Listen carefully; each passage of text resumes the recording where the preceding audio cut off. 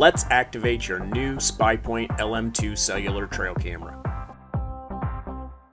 First, make sure that the camera is off and the battery tray is removed. Install a newly formatted Class 10 SD card that's at least 2 GB but not larger than 32 GB. Open the SPYPOINT app and select Activate New Device either from the Login menu or by selecting the plus sign button on the camera list of the app. You'll be taken into the activation process. Select LM2 from the menu and click Next. Once you've chosen your device, you'll be prompted to enter the device information by selecting Scan and using your phone's camera to scan the data matrix or barcode on your camera. A pop-up tutorial will explain where to find this information. On the next screen, you can enter any referral information you may have. If you were not referred, simply leave these blank and select Activate My Device.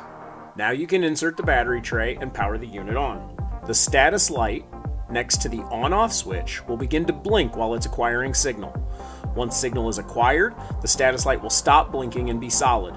Green indicates good signal, orange, a fair signal, and red indicates limited or no signal, and you need to find a location with stronger network coverage or use an extension antenna to proceed. Should a newer firmware version be available for your LM2 upon initial startup, the camera will update to ensure that it is on the latest firmware. Your camera will do this after signal is acquired and before it enters photo mode. It is always best to first turn your camera on at home or some other location with quality signal to ensure this process goes quickly as possible and so you can verify its success. Do not turn your camera off while the firmware is updating. The status light will remain on during this procedure. Additional OTA firmware updates will not be able to be initiated by the user, but your first update ensures your camera is up and working easily out of the box.